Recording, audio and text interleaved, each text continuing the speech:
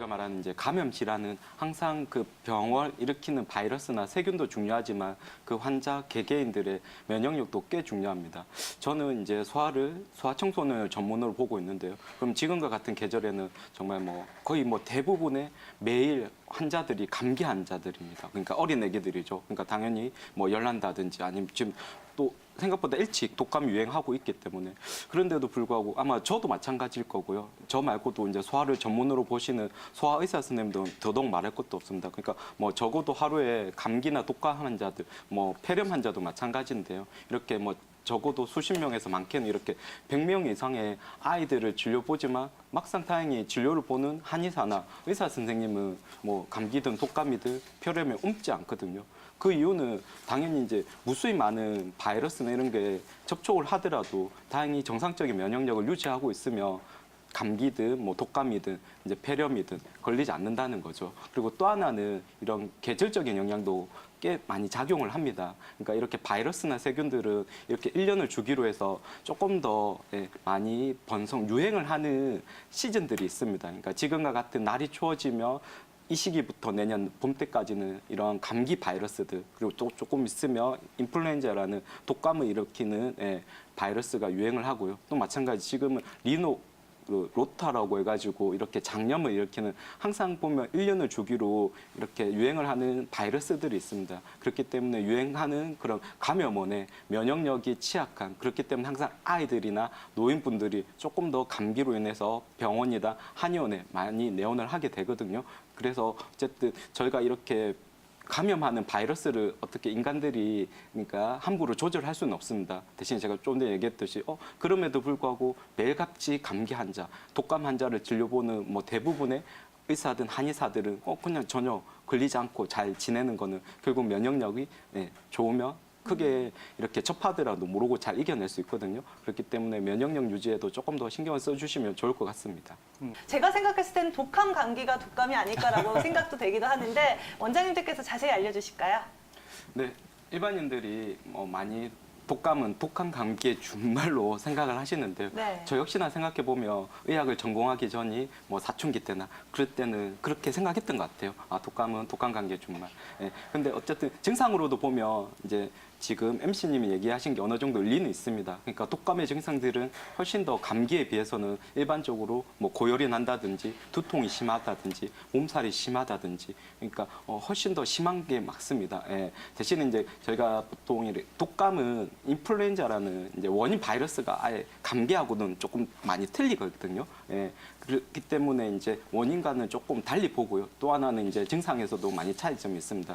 그리고 또 하나는 이제 어쨌든 독감인지 감기인지 이렇게 증상만 가지고서 구분하는 거는 조금 의미는 없습니다. 저는 어차피 한의원에서 이렇게 지금처럼 독감이 유행하는 시즌에는 솔직히 증상만 가지고서 환자들한테 감기입니다, 독감입니다 이렇게 구분 짓진 않고요. 요즘에는 정말 이렇게 독감 키트가 있기 때문에 이렇게 한의원이든 병원에서 검사만 하면 한 10분, 15분 만에 지금 독감인지 아닌지 확인이 바로 가능합니다. 그렇기 때문에 나는 증상이 지금 약하니까 감기일 거야. 물론 일단 저희가 열이 나지 않으면 독감을 약간 룰아웃 그러니까 이제 아니라고 생각하셔도 될 것 같습니다. 대신 이제 고열이 나면서 조금 감기 증상이 있으면 그래도 지금처럼 독감이 유행하는 시즌에는 그냥 일반적인 감기로 치부하기보다는 그래도 이제 본인의 건강도 중요하지만 혹시 타인의 이제 본인은 지금 독감에 걸리더라도 저희가 말하는 마일드 플루라고 해서 아주 약하게 넘어가는 독감 증상들도 있거든요.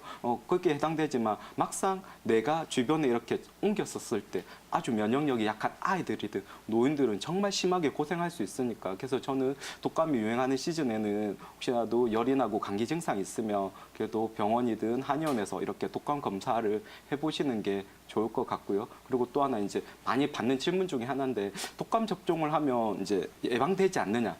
그런 얘기를 많이 듣거든요. 근데 이제 그 부분에 대해서 당연히 전 세계적으로 많이 연구들이 이루어져 있습니다. 이제 RCT라고 해서 무지하게 임상 이제 시험들만 많이 이렇게 축적된 자료들이 있는데 물론 나이대마다 조금씩 차이는 있습니다. 제가 핵심만 얘기 드리면 어린 아이들 같은 경우는 예방 접종의 효과가 많습니다. 그러니까 만약에 5명이 예방접종을 하면 그 중에 1명은 예방이 된다는 뜻이 그 정도면 꽤 높이 되는 편입니다.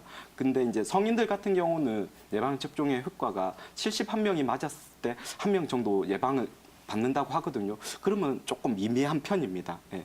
대신 또 이제 노약자 같은 경우는 한 30명 중에 한 분은 이제 독감 예방 접종의 효과를 본다고 합니다. 그렇기 때문에 이제 그 어린 아이들은 이제 임상에서 이제 연구의 대상들을 만 2세에서 16세 사이 아이들입니다. 만 2세 이하 아이들은 저희가 여러 가지 윤리적인 문제 때문에 함부로 어떤 이제 실험을 할 수 없기 때문에 그래서 만 2세에서 16세 그 사이 아이들은 예방 접종을 했었을 때 훨씬 더 유의하게 이렇게 접종의 예방률이 높으니까 꼭 이 연령대에 해당되는 지금 아이들은 소아청소년들은 예방 접종을 하시는 게 좋습니다. 독감 같은 경우에는 유행하는 계절이 딱 정해져 있잖아요. 네. 근데 감기 같은 경우에는 일반적으로 사이사철 굉장히 많이들 걸리는데 이거는 좀 다른 이유가 있는 건가요? 아니면 감기 바이러스가 워낙 많아서 그런 건가요? 네, 맞습니다. 저희가 일반적인 감기 바이러스라고 하면 뭐 정말 200가지에서 많게는 2만 가지 이상의 그렇죠. 예, 종류를 얘기를 하거든요. 근데 그거조차도 매년 변종이 생길 수 있고요. 예, 그렇기 때문에 이제 보통 저희가 말하는 이제 감기 같은 경우는 당연히 이제 날이 춥고 건조해지면 훨씬 더 우리 몸의 면역력이 많이 떨어지고 호흡기 점막 기능이 약해지기 때문에 잘 걸릴 수 있고요. 또 하나는 이제 환절기죠. 어쨌든 이제 일교차가 커져도 마찬가지. 특히나 면역력이 약한 아이들이나 노약자분들은 감염의 기회가 작기 때문에 특히 우리나라처럼 사시사철 있는 곳에서는 환절기도 잦아서 어떻게 보면 정말 약간 날이 따뜻한 여름을 제외하고는 거의 1년 내내 감기가 유행할 가능성이 꽤 높습니다. 황태원 원장님, 그렇다면 이런 비염이나 아토피처럼 두드러기 같은 경우도 알레르기 때문에 발생할 수도 있는 건가요? 네, 맞습니다. 저희가 대표적인 알레르기 질환으로서 항상 얘기하는 게 알레르기성 비염, 천식, 아토피, 두드러기입니다. 그리고 저희가 말하는 알레르기, 체질인 사람에게서 이런 반응들이 코에서 드러나면 뭐 비염 증상이 되는 거고요. 뭐 폐기관지에서 드러나면 천식이 되는 거고, 피부에서 드러나면 뭐 아토피, 두드러기가 되는 겁니다. 저희가 오늘 처음 방송할 때 감기에 대해서 얘기했듯이 감기도 결국 원인은 감기 바이러스지만 결국 감기병에 걸리느냐 안 걸리느냐는 그 사람의 면역력도 꽤 중요하다고 얘기를 했지 않습니까? 두드러기 반응도 똑같을 것 같아요. 그러니까 저희가 이렇게 알레르기 반응을 유발하는 것을 알러젠이라고 합니다. 예. 그러니까 알러젠은 여러 가지 음식이든 아니면 뭐 꽃가루, 뭐 진먼지 다 포함이 되는데요. 근데 누구는 거기에 노출이 되어도 전혀 반응하지 않고 누구는 결국 이제 심한 알레르기 반응까지 생기는 거는 결국 근본적인 알러지 소인, 알러지 체질이 있는 사람들에서 그런 반응이 나타나는 다는 거죠. 그리고 또 알러지 체질이 있더라도 건강 관리를 잘한다든지 면역력이 좋으면 그전에는 내가 뭐 아까도 앞에서 빅나래 NC님이 얘기를 하셨는데 어떤 특정한 음식에 반응을 보인다고도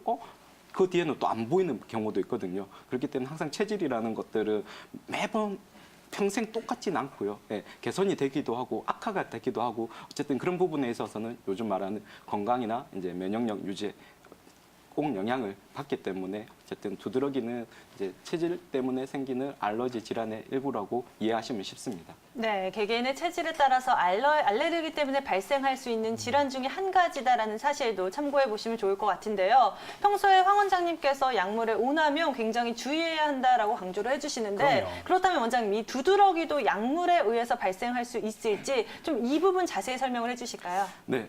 피부과 전공 서적이 뭐 아틀라스 피부라는 책이 있습니다. 이제 거기에 있는 내용인데요. 아마 표로 지금 자막식으로 나갈 겁니다. 저희가 이제 급성 두드러기라고 하면 수일에서 수주, 앞에서 이해범 원장이 얘기하신 뭐 6주에서 한 8주까지 봅니다. 이제 급성 두드러기의 원인은 그래도 대부분은 뭐 이제 음식으로 원인을 추정을 하고요. 이제 만성이라고 해서 이제 2개월 이상 지속이 되고 이러면 이제 만성 두드러기라고 하는데 만성 두드러기의 원인으로서는 이제 약물이 많다고 그 피부 전공 서적에 적혀져 있습니다. 그럼 앞에서도 얘기했듯이 결국에는 이제 우리 몸을 이런 알러지 체질, 알러지 반응이 잘 생기는 몸 상태로 만드는 거에는 음식보다도 어떻게 보면 이제 그런 화학약품인 이제 아스피린, 이제 진통소염제 이런 엔세이드 계열이라든지 아니면 항생제 이런 부분들이 우리 몸의 심각한 면역 체계에 조금 손상을 주면서 이런 만성 두드러기 반응을 일으키는 식으로 이렇게 피부과 전공 서적에도 적혀져 있습니다. 자, 그렇다면 마지막으로 황태환 원장님, 이와 같은 증상 때문에 고민이신 우리 시청자 여러분들이라면 어떤 점들을 신경 써서 관리하면 좋을까요? 네, 뭐 일반적인 얘기를 우선 드리겠습니다. 당연히 피부 관리는 보습이 이제 1순위고요. 그 또 하나는 이제 혈액순환을 방해하는 흡연이라든지 음주를 너무 이제 지나치게 과도한 음주를 줄이는 게 좋습니다. 그리고 당연히 혈액순을 돕는 적절한 운동 이런 것들은 누구나 다 아는 얘기고요. 그럼 제가 앞에서도 얘기했었던 만성 두드러기의 원인으로서 지목되었던 항생제 이거는 최근에 성모병원이라든지 아니면 서울 아산병원에 있는 이제 교수님들 연구를 해서 발표를 했었는데 요즘 왜 이렇게 알레르기 질환, 비염, 아토피 환자들이 많은지 그게 대해서 꽤 오랫동안 10년이라든지 꽤 많은 환자들 거의 500만 명이 넘는 환자들을 대상으로 연구를 했었을 때 결국 우리 몸의 알레르기 반응을 일으키는 원인으로서 항생제를 첫 번째 원인을 꼽았었거든요. 그렇기 때문에 혹시라도 지금 시청자님도 그 사이 알게 모르게 감기든 여러 가지 이유 때문에 항생제 오남용을 한 부분이 있었다면 앞으로는 일반적인 피부 관리 외에서도 조금 더 이런 항생제 오남용을 줄이시는 게 좋을 것 같습니다. 황태원 원장님, 아무래도 성장 호르몬, 이 성장에 관심 있으신 분들, 아이를 가진 부모님들이 가장 관심이 많을 것 같은데 한의원에 많이들 찾아오시죠? 네, 맞습니다.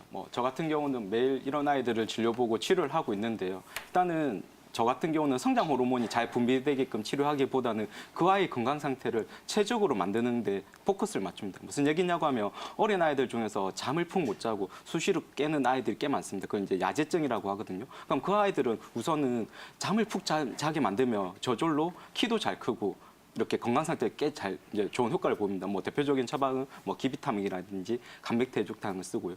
또 하나는 이제 요즘 아이들 중 계속 감기를 달고 있는 아이 꽤 많습니다. 그럼 그런 아이들은 호흡기를 튼튼하게 하는 약을 먹으면서 이제 감기를 덜하게 되면 당연히 키가 많이 큽니다. 대표적인 처방은 보중 익기탕이라든지 이런 약을 처방하기도 하고요. 또 하나는 이제 제가 말하는 소화기, 비위가 약해서 이렇게 입맛이 잘 없고 앞에서도 이제 원장님 그 얘기를 하셨는데 계속 어머님 따라다니면서 먹이고 그러니까 저희가 말하는 이제 이렇게 식사하는 게 전쟁이라는 표현을 하는 아이들이 있습니다. 그럼 그런 아이들은 이렇게 소화 기능을 튼튼하게 하고 장 흡수를 돕는 처방들, 대표적으로 평이산이라든지 육군자탕이라든지 이런 약들을 처방하며 꽤 이제 성장에도 도움을 받을 수 있고요. 그리고 또 하나 저희가 말하는 선천적으로 저희가 말하는 신장 이제 조금 허약 체질이라고 하는데요. 이제 뼈대도 좀 약하고, 딱 봤었을 때 이제 약한 이미지 그런 아이들한테는 저희 한의학에서는 이제 선천적인 신장의 기운이 약하다고 해서 이제 보통 육미라든지 팔미 이와 같은 그러니까 그 아이들의 체질적인 부분, 건강 상태 안 좋은 부분들을 개선을 하면 이렇게 성장이 잘 진행되는 거지 양방처럼 어떤 성장 호르몬 작용하는 약제를 쓰지는 않습니다.